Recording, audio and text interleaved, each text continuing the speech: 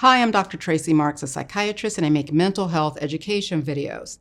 This topic of being a parentified child is based on a viewer question from Icy Storm, who says, Dr. Tracey, can you please make a video on parental boundaries and what happens if they are overstepped at a young age? Basically, your parents treating you like their friends rather than their kids. What things should a parent share with a child, and what is oversharing? Also, is it normal for a parent to ask for payback for the sacrifices that they made for you and constantly remind you that they are only in the toxic relationship with your father because they care about you? Thanks, Icy Storm, for your question.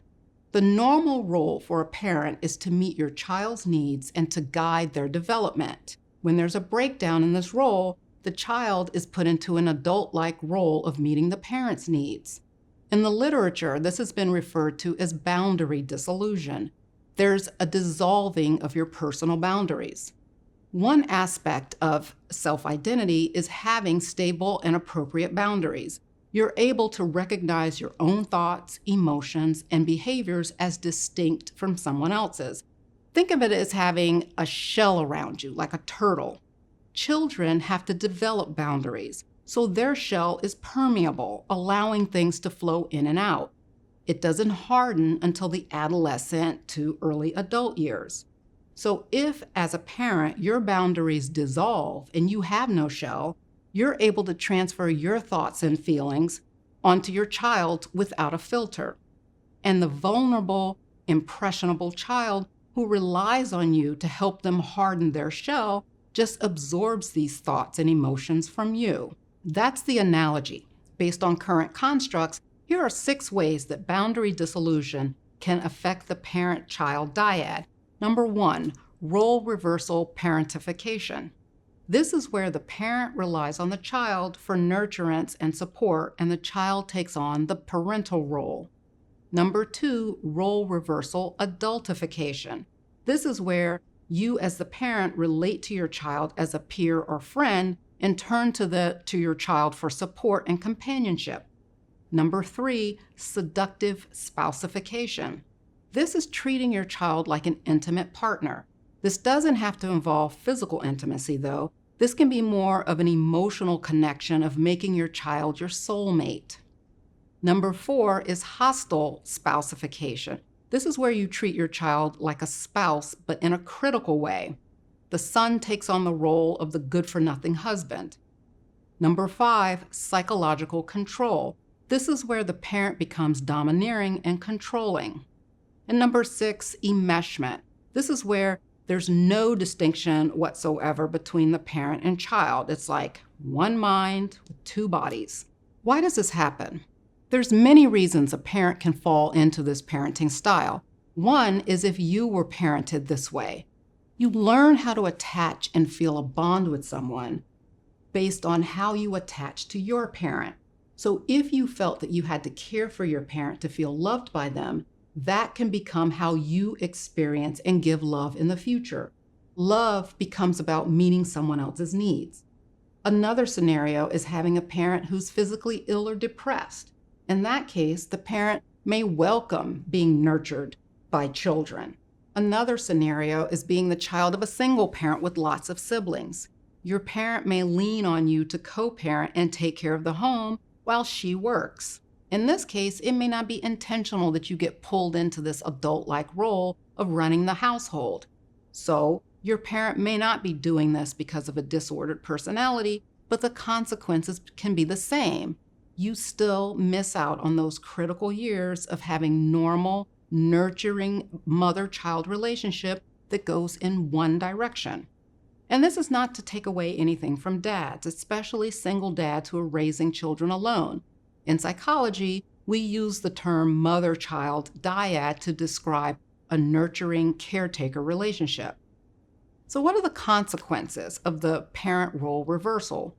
There are some positive aspects, such as early development of social skills and learning how to be responsible and self-reliant. These are good things. But some of the negatives are increased depressive symptoms and problems relating to peers, which then can lead to relationship problems. For example, Jane is on her second husband and is having marital problems. Her father tells her, "You don't need to put up with anything from any man because you can always come home." Jane now feels free to tell husband number 2 to get to stepping. In this case, Dad is Jane's man. She doesn't really feel like she needs a husband because her dad will always take care of her. So how do you think she'll treat the next guy who shows interest in her?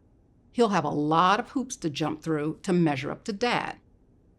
Blaming your child for being stuck in a bad relationship, like Icy Storm described, can create a lot of shame and guilt.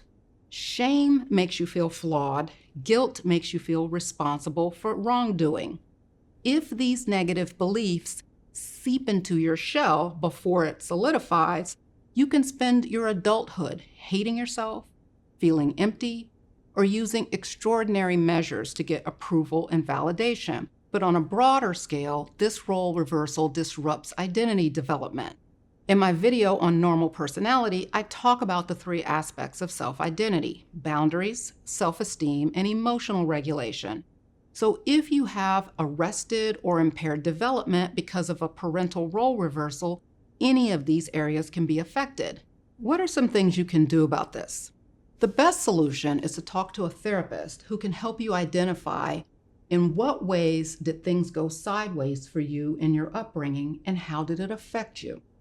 How did it affect these 5 areas: boundaries, self-esteem, emotion regulation, capacity for empathy, and capacity for empathy? One approach your therapist may take is to get you in touch with your inner child. Now, if that seems hokey to you, give me a minute. Your inner child is not a separate person. It's the part of you that thinks and responds to your life as you did as a child. What is seen as unstable emotional regulation in an adult can be normal development for a child. And as a child, we learn to experience and manage a full spectrum of positive and negative emotions. What develops from that, or the end product, is a filter that distinguishes acceptable from unacceptable emotional expression. When you lack the parenting, you either don't have a filter or the holes in your filter are too big because you didn't have someone to help you set the filter correctly. So part of inner child work is accepting your inner child as a work in progress, not to be forgotten or shamed for being underdeveloped. And part of this acceptance is also grieving the loss of your childhood. No, you didn't have the full nurturing support that you needed at a critical time in your life. And because of that, you've been set back. And that's a painful reality. But now, as an adult, the best thing that you can do for yourself is do the work to fill in the gaps. It's not too late, but it will be a gradual process of self-reflection and then self-parenting. If you're holding on to anger toward your parent, you have to turn from that. And that can look like forgiving them or simply accepting that you were parented by a flawed individual just as you are flawed. And you can choose to love that other flawed person or turn your attention away from them so that your anger doesn't distract you from moving on with your own self-improvement. Then you have to show yourself some love. And I don't mean giving yourself a hug, you can, but it's deeper than that. When you were meeting your parents' needs, you learned that love means taking care of someone else at the expense of your own needs. And you have to break from that distorted understanding. Now you have to prioritize your self-care. And this can be making healthy decisions about the way you eat, sleep, exercise, and having regular medical checkups.